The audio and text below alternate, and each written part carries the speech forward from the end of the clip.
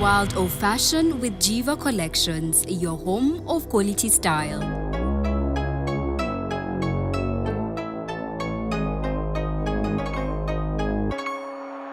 Jiva Collection twigira ku ruganda tugakoresha. Samsung True Phone True Solution. Waruzi neza yuko ugura telefone imwe ya iPhone bakakongeza indi ya A05 ya Samsung. Ahanga ni ibintu byiza ku bindi. Duherereye rero ni mu mujyi muri Stewa kuri ground floor ahantu harebana no kwa Rubangura. Ugura telefone imwe tukongeza indi. Izi nimero za telefone nizigomba guhamaga igihe cyose.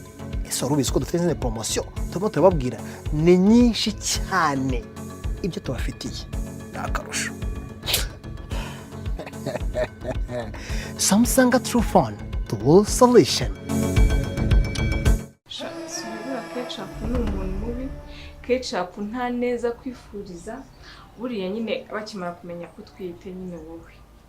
Nyine yayisanzana kugira ngo nyine mufashe tugukurire n'inda yawe. Ngwa? Ubwo nyine njya no gushaka ibinini. Jesus.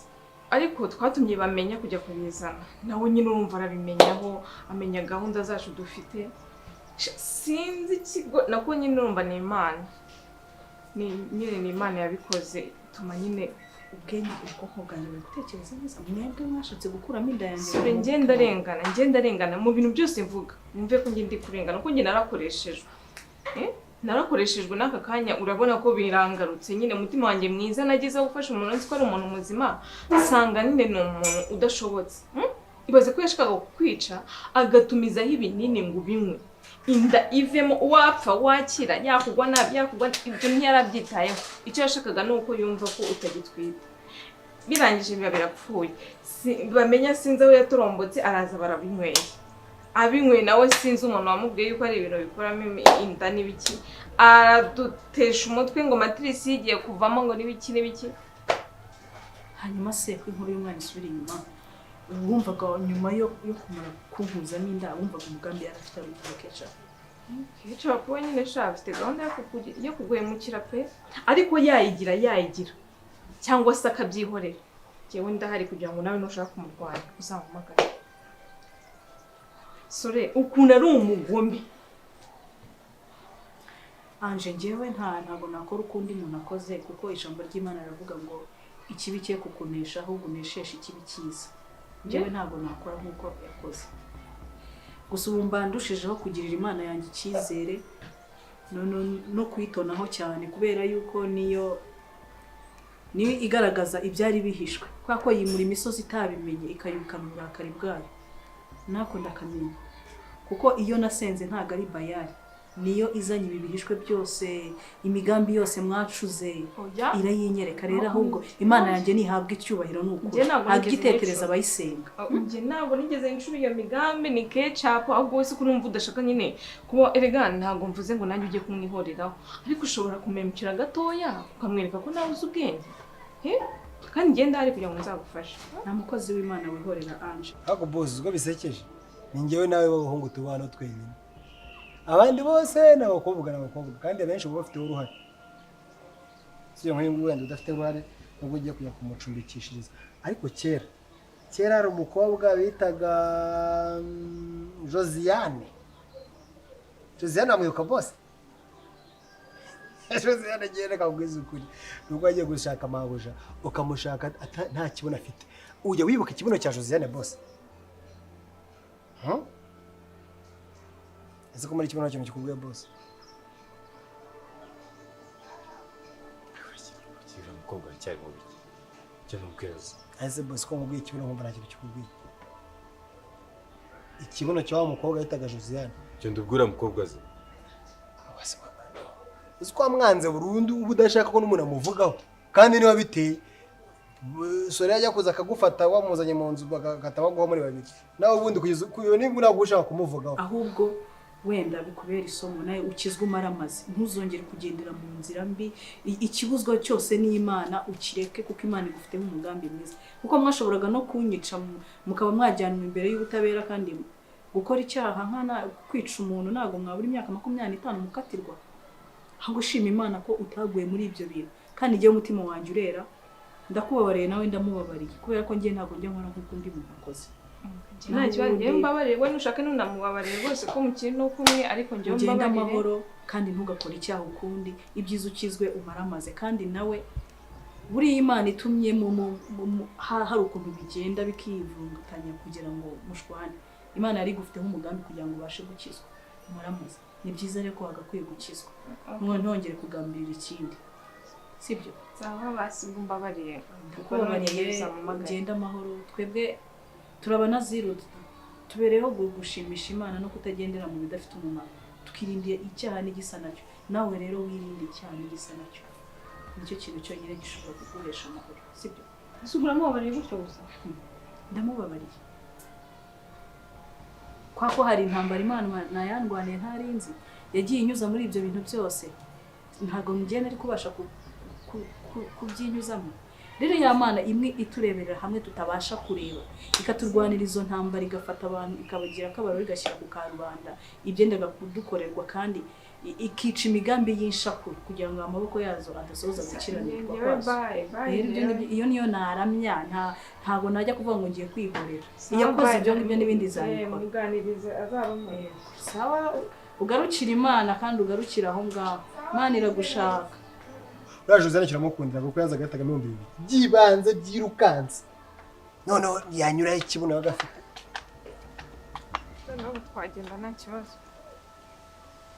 None sundi boss tujyana tugeze kuri moto cyangwa nawe turagenda. Iki gikapu tugiye kukijyana kwa Keza sibyo? Tugende ntabwo turirwa dutega amatoni hano hafi. Mumenya abone Oya nta kibazo mbaye mwiherere rimwe nawe mwajya umugabo akabika ibanga. Turasugiye. Tugende kwa Keza kandi bibanga ryacu.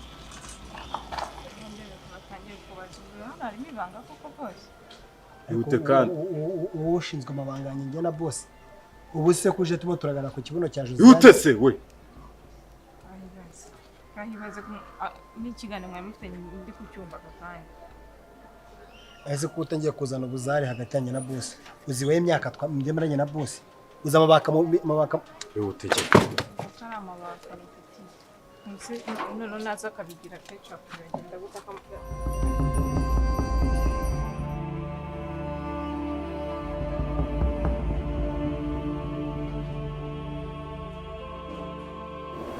Mata.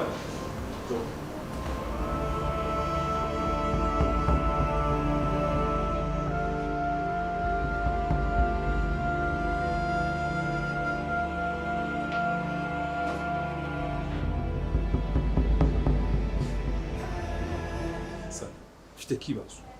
cyo kibazo. Sasa wizi uramufata nk'iki?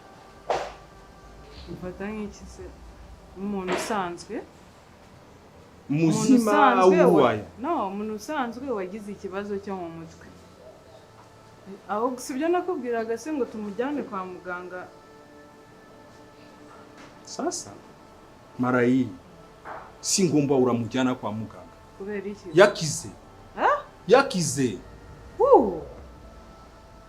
Sho wizi yakize? Yes, yakize. Rahira. Wizi yakize? Sasa kibazo. Boss noze wizi yakize gute ngiye sinamubonaga mu kanya. Kize gute? C'est ça le problème. Yakize gute? Wizi yakize? Ntabwo yagiye kwa muganga.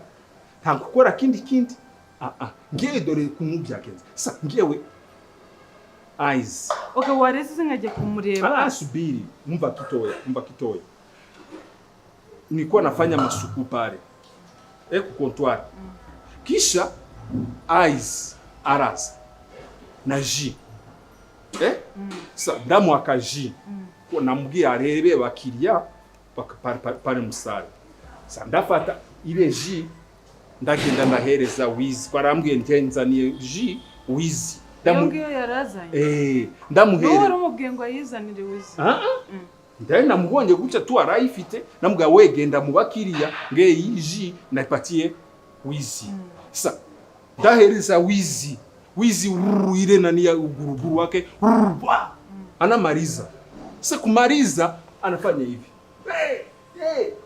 Sasa kubera iyo jese sijui simbizi ndamufata papa na mchumba alale turangalia ibindi nyuma kugenda kubaza nani eyes byagenze bite ndagaruka turasanga umuntu turamubura wizi se kumusanga mudushe turamubona mudushe ni muzima aratuambia ebana marayi niko fit urabizi ndiyo wamujyanye mu cyumba usubiye uramubura kusikia nani kudushe nasikia iko mudushe kusoka mudushe amona mtu mzima kama kawaida sasa byagenze bite kibazo ariko iyo ji niba ari eyes wayizanye nyene ngewe wayimuhaye nini ngewe wayimuhaye iyo ji yazanye nimba ari yo yazanye ngewe ni ngewe wayimuhaye kuko nasanze ji kare hariya ku meza ndayanura ndayimena ko nari nzi ko ari abakiriya bayisigaje hanyuma mbona nyine turashwana mbona aracyashaka ji ndagenda ndayifata iyo ji yindi yazanye ni ngewe wayimuhaye niwo warafanya urafungura mufuno nayimuhaye rwose agacupa ke cyuzuye ninjye wayikuriye ruguru ndaza ndayimuhereza ahubwo nayo sindi kubyumva ukuntu byahise bigenda yayinyweye se jera kira bibyumvikana se gute mata uko siri yijini wewe waifunguye ngewe uyu nguyu amata ni ngewe wakuye ji haruguru ndaza ndayimwihera kubera ko nari maze kumeniye turashwana twashwanye cyane ndangije muhereza iyo yindi ipfundikiye neza ndayimuhereza ubwo ngubwo niyo yarazaniye wizi simbizi ariko ndeka nta kibazo ngiye mbikurikirane sindi kubyumva ariko reka mbikurikirane basi tumenye ibyo ari byo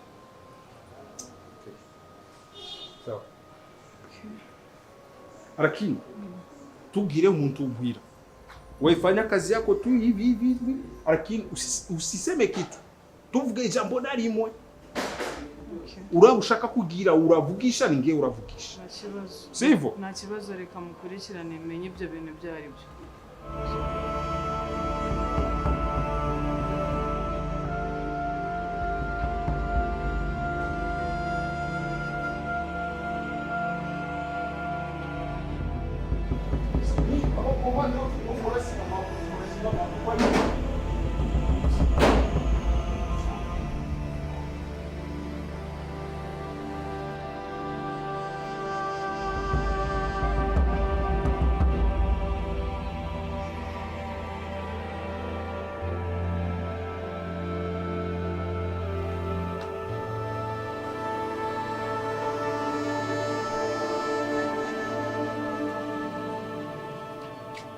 ariko boss ahangaha andikeza ramujyi wa mujya cyagiye kera no hari heza ku muhanda ahangaha mama hana kuvura nawe ubwawe niyo mugore w'ingwi wajyanye hano kure mu buzima bwawe abandi bagore bajyana hano wagabanyisha amagambo tukagenda gabanya amagambo zamu twahageze sara ku gipangu se ngwino tugende ni kuri boss Keza ni mwiza ariko mushakira ahantu hameze neza dore muri kaburimbo y'igitekerezo koko iyi kaburimbo ari kuba kaburimbo ariko dore ukuntu bayimanyaguye dore yahise igitekerezo cya kaburimbo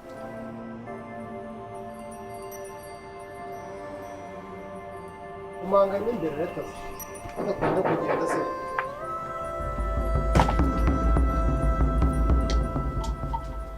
Nena mbe nkubwira amateka hano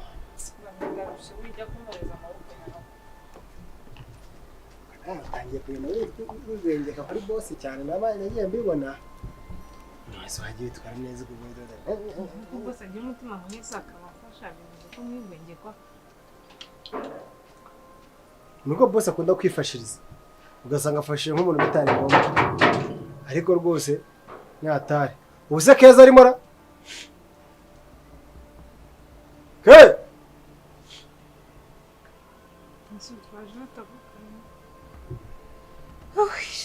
mba wadukinguriye se mame wamba bari kunaniwe ambara akagofero kugira ngo abone ko ari akana gato musanga abantu bakuru oya ibintu byano byoroshye wowe Gusa nyine wambaye akagofero ugaragaje ko ufite imisatsi nk'ari uku nguku wahita ugaragaza ko uri umuntu mukuru kandi uri umwana.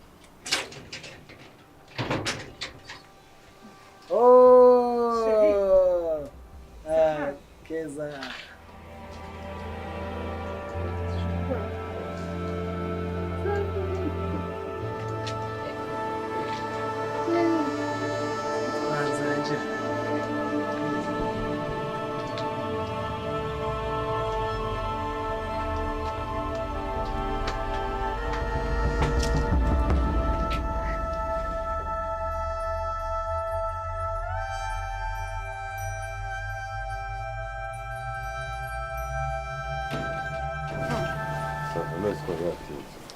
Nari ndi gutegura mu cyumba. Ese umeze neza? Keza.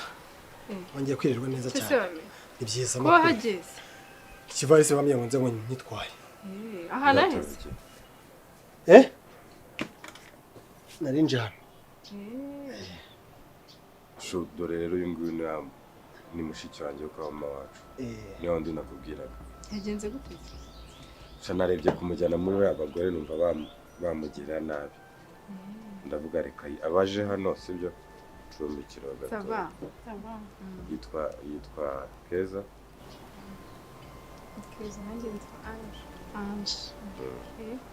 Ni karibu. Kurikira bamenya ntacyo.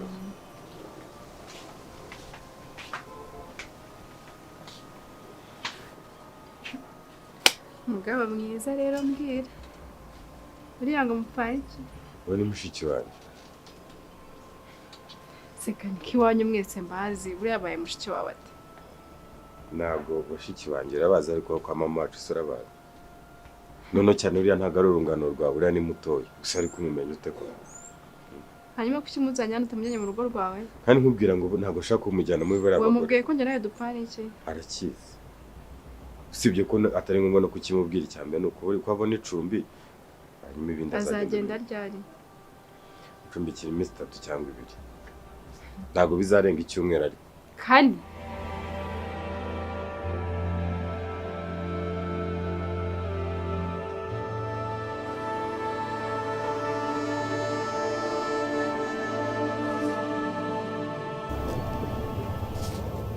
umuntu warangaye uri kumva akayaga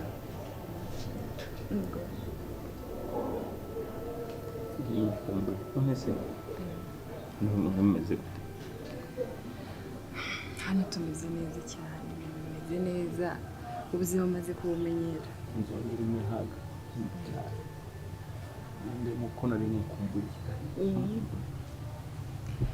Umaze kumenyera ko bose tutari kumwe? Ntabwo byanshoboka.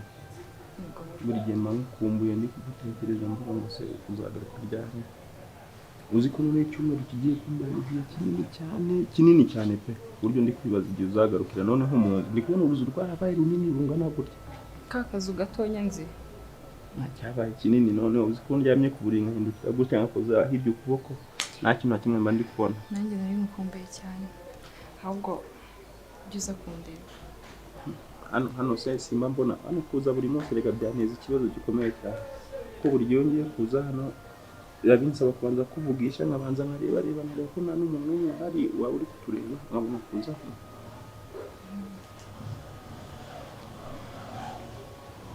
Nise ariko none urasa neza cyane. Urasa neza. Ninde usigaye gufurira se? Ninde usigaye gufurira? Story ni wowe umfasha rimwe na rimwe.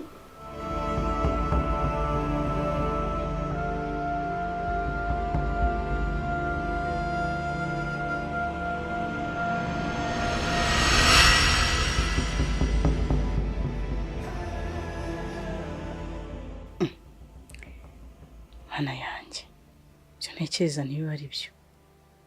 Ndi kurota cyangwa ibyo mbona nibyo? Ese undi mukobwa aziranye nande? Ni mushiki w'abamenya cyangwa ni inshuti ya Mani Power?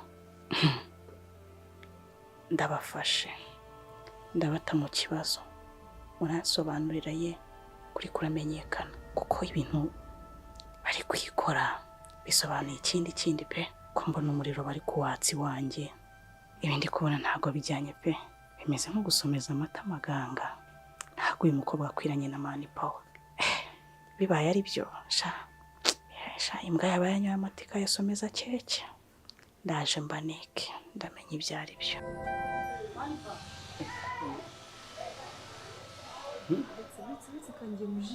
Mujisho akusireba neza wowe nako ndi kubona yewe nako ndi kubona uzi kuri buri butume kinjiramo neza mabuja dufashe yatokuwa ariko aka kantu katunaniye gukura muri iri jisho sinzi uko ameze mufashire kirike mabuja guha kumutokora sinzi akantu kamwingiye mu jisho byagize nuza nose nge nago mbizi sindabango n'umuganga mumenye ngo umuntu bamutokora gute ni gake gake none bamenya yanyica ku izina ry'Imana kavuyemo hano namaze iminsi atembera tumeze nk'utubukona ko se utokorwa gute wagenda ureba koko sibyo nyamubwira gutya ubu bamenya amenye ngo watokowe ndi hano nabamuye n'uruva cyaba ari ibibazo bikomeye cyane kavuyemo simbona no ariko irijisho rise ritukura none urise ribu mabuja reka ibyo tubireke byo kuba yatokowe byarangiye n'akantu kumweru karikaguyemo ntekereza ko ari utubuto twaziriya ndabyo tugende mu nzu se ntabwo ndi bwinjire ndi kwihuta sibyo uzanye umukobwa wese ugenda umukobwa ntabirenze keza genda umundebere sibyo niba ari utwo gufasha ajya gufasha ubwo ngubwo ese utagishaka kwikoza urugo rwawe habaye iki kereka ngenda sibyo ntabwo meze neza wabaye iki ntabwo meze neza sigaye nagenda unsezeye gutyo se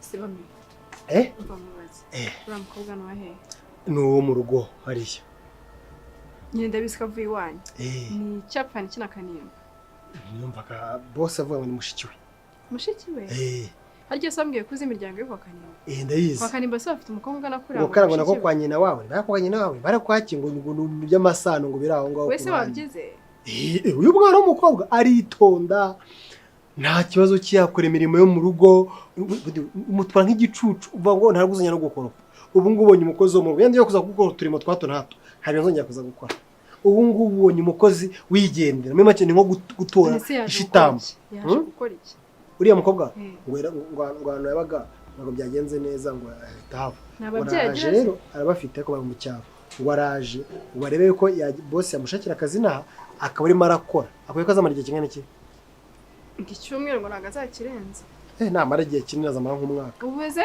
mu rugo rwanda nese ubundi kucyo atamujyanye hari iwanyu bari abagore buriya bamutereye hejuru kandi urakomeza kwivugisha bimenye ko boss azahita kurakara kandi yarambye ngo agiye gukodeshereza inzu hafi ya kaburimbo noneho kabyo sinabura bankodesha none si cyane umeze ute se ubundi mu buzima busanzwe ngize imana boss aragenda wamuhobereye nkagenda nanjye wahobereye boss wabese kubw'amakuru meza unzaniye ngewe umutima uri kumbwira yuko uriya mukobwa nta kintu apfana na kare oya ndakipfana agenda umwitegeze neza none byorere muhobereye ndaguha amakuru y'ukuri ndayahiga ngenda yakuzanira byansubiza ntabwo nayabura umva nsaga aracyo bapfana atatoroka agenda iwabo ko nawe umuhobera nabi umubera kandi bose unabonye umuhobereye utangiye kugenda no musomasoma ariko ngiye umuhobera nk'umurahobera igiti usiga umfungiye aho ngaho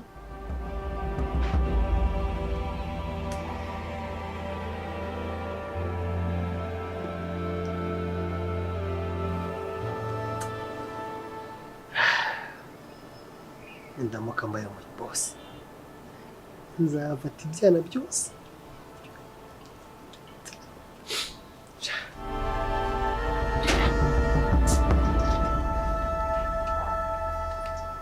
hari icyo nshaka kubabaza mwembi babiri nde ngewe n'uyu nguyu hari abandi duhagararanye batari mwebwe mwembi babiri mupfana iki cyo dupfana nk'icyo dupfana ni uko ngo yari mushiki wa bamenya nabamenya akaba ari inshuti yanjye nkavugisha ukuri ni ukuri kw'Imana udakora ikosa ryo kumbeshya kuko amakuru yose ndayafite amakuru yose nyafite gutya nk'imvaho mu ntoki bamenya yabimbwiye yambwiye imigi n'akayihatse ariko ku izina ryo bamenya agira umunwa wumva nk'ibintu yagiye kuvuga kuko tuvugishije ukuri urumva ibyo bintu ari byo ni ukuri kw'Imana gusubiza none bivuga iki no kujya kwivovota Marpa ariko ngwino bame ngwino hano bame ngwino hano ubwo wagiye kwifata amabanga yose uyifata uyabwire Soleil wabimubwiriye iki bamubwiye amagambo yose umubwira yiki ngwino hano bibwire Soleil byumvana ibyo wabwiye Soleil ni biki ese murajya ntabwo bishoboka kuko byose wakoze ntabwo bari muzungu nkeneye kukumva ukuri kwawe madame Azira kuri mikuru ya abanya yakubwiye niyo tuvukana musaka kanya ugize ubwoba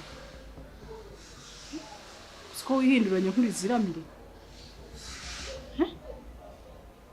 byatumye tugura icumbi n'ibyo birimo ariko so tujye tuvugisha uri kwizina ry'Imana urumva uburyo ushaka kugira ngo ukuremo umuntu amagambo azavuga ibintu bidahuye uri kubeshera mushiki wabamenye ngo bamenye yakubwiye amagambo naye magambo yakubwiye tuvugishwe ngo nawe mbwira amagambo bamenye yakubwiye uri kumva uburyo yarambeshe kugira ngo hano nze mvuga ibintu bitajyanye kugira ngo ubwo ashaka kugera ku kituvugisha ukuri kuva ryari uvuga utomboka nta kintu na kimwe bamenya yigeze akubwira ngiye bamenya arabinsobanuriye nta kintu na kimwe uzi urumva uri gutomboka nk'uto bamenyemo amazi nuko warumbesheye ngo ngiye bamenye ngo hari amabanga mishiye n'uyu nguyu tuvugishije ukuri tuvugisha ukuri usibye no kubesha ngewe n'uyu mukobwa uri kubona ngewe n'abamuriye nawe ngewe urabona mfite umusatsi ugw'inyuma wavuga ngo ngewe wenda niwo muri famille kwa bamenya ngiye ko nikoreye gano muri quartier rero unamenyaniye na bamenya noneho ni ibintu binasobanura ko twarabisobanuye hano iyo bundi ariko koko nibyo nubundi imbwa yabinyoye amatika yasomeza keke bishatse gusobanura wigeze ubona imbwa inywa amatika yasomeza keke se ntabwo bishoboka none se uri kubona byashoboka yagira ubwo bwenge gute ntabwo pe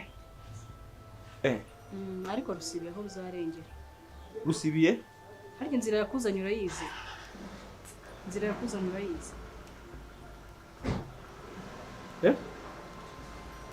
ese izi defile de mode murimo nizi biki inzira yakuzanye urayizi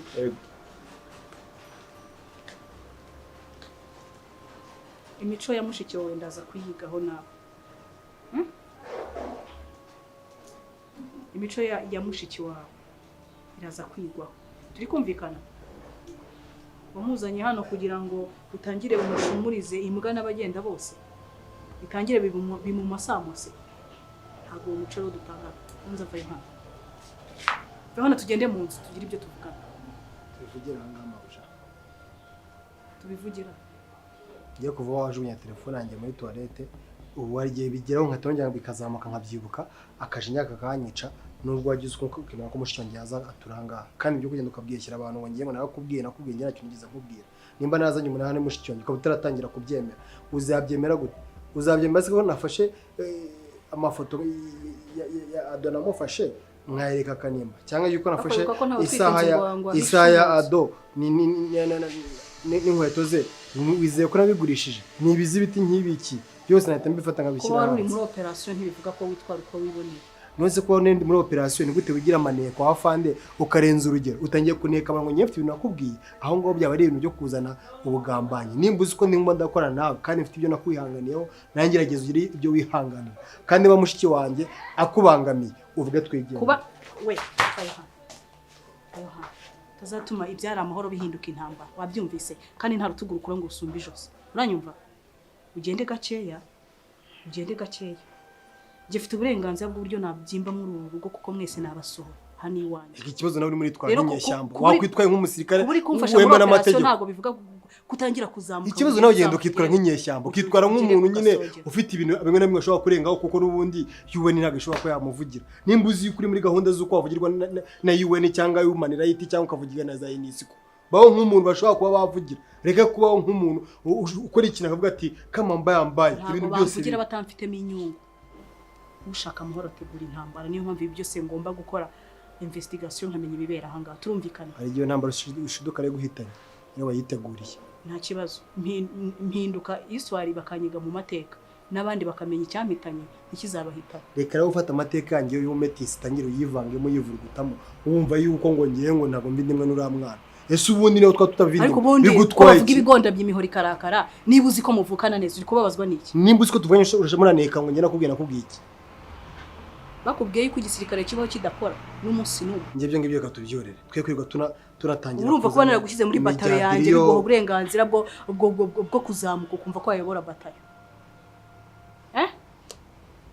Urumva wayobora batayo? We imbwa yurira ifite uwayurije ugende gakeya, urabyumva? Ariko umuntu urije imbwa naba ngiye kunsetsa waba ari iki? Aba ari iki nyine? Ariko imbwa igeze hejuru urupangu nayica umugani ati abagabo barariye imbwa irishyura. Reka nkwereke rero. Kandi akenshi numara kumenya yuko niba urize imbwa ukayishyira hejuru izaba itangiye kureba kure kukuruta. Kuko izaba iri muri hejuru imereye ibintu byinshi wowe udashobora kuba wabona. Rero mu gihe cyose ufashe ikintu ukakijugunya hejuru uzaho ukitondera. Nimba ufite aho wanyurije tonde mfite ibyo mba nabonye. Ariko wakoresha afite n'ubushobozi bwo kukumanura. Ntabwo bishoboka. Wakuraho urwego rwe nashaka abantu rwaturika. Reka ibi bintu tubigendanemo neza. Uranyumva? Ibi bintu tubigendanemo neza. Mabujandikura. Ibi bintu tubigendanemo neza. Mabujandikura. Kuko ushobora kuzashiduka nagukomyemo akantu kugira ngo ubashe ujye ku murongo neza. Toka mbere yawe.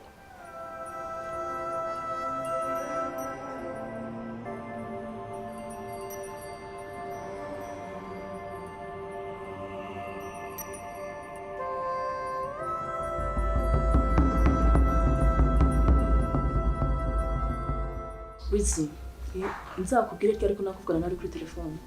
Telefone gutwaye ikiboko. Ariko ubu bo uzakuvamo ryari? Abona ibyo yavanye igenesha kujya Kimironko.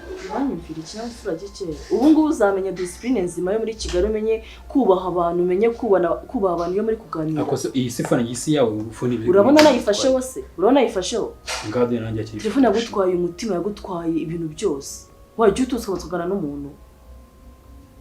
Njye mutiza amatwi ngo yavanisha kujya Kimironko. Kize kuba gisa nabi, kize ko na discipline kigira nkawe. Ni iki kintu kizo unazakubona? Nyine mbwiye ibyo ngavana igendesha kujya Kimironko mfite gahunda. Kimironko ukora iki? Mfite ze gahunda. Ahubwo se mbona nagiye garutse ko namwe kaje itukote yazanyara ku toilette. Nkabanda gose nkaryama nkasinzi musimba nageze na nagarutse aho. Akaji. Wamwe akaji utukota kwa turyama. Ubuse mbuza nk'iminota 30 ndyame. Simbyutse none. Iki telefone cyane nakimene. Buno bushiye bwawe nawe umene nkaburangiza. Nitkomeza kubona uri kukijyaho. Ngayifata n'ibintu bitandukanye nawe binawe. Tega amatwi yawe unyumve. Uri kunyumva neza? Ndi kumva. Hani tukabone warakibaza wabyimbije mu mazuru azamenye n'iki. Uzi ibintu wakoreye hano hamwe. Uzi ubuzima bwawe bundi ukuntu bwari maze iminsi bumeze. Wari kwivugisha ngo maze kuba kaje ngo ituryama ngo ntabwo ubusi 3 uharyamye. Uzi ukuntu wari umaze iminsi umeze. Ubuzima bwawe rusuno buhagaze. Yesu ubuzima bwawe bumeze gute? Hasi ayi. Iminota 30 ndyamye ubwo ni kuvugishije irakuvugisha mpaka kunyura gutyo. Nongeye kuvuga iminota 30 mushaka kujya natuganira. Ubu nashaka tukana cyane byushaka. Niba utabishaka kumbwiye sinkomeze nanjye uzumuka wanjye nkubwira. Kandi rero mpamvu uza ushyira umutima tuganire mubwira ibintu byose. Wizi umaze amezi 4 gutyo cyangwa 5. Hagati y'amezi 3 n'4 n'5. Amezi ane se nkore. Warabaye umusazi. Nge ndi umusazi.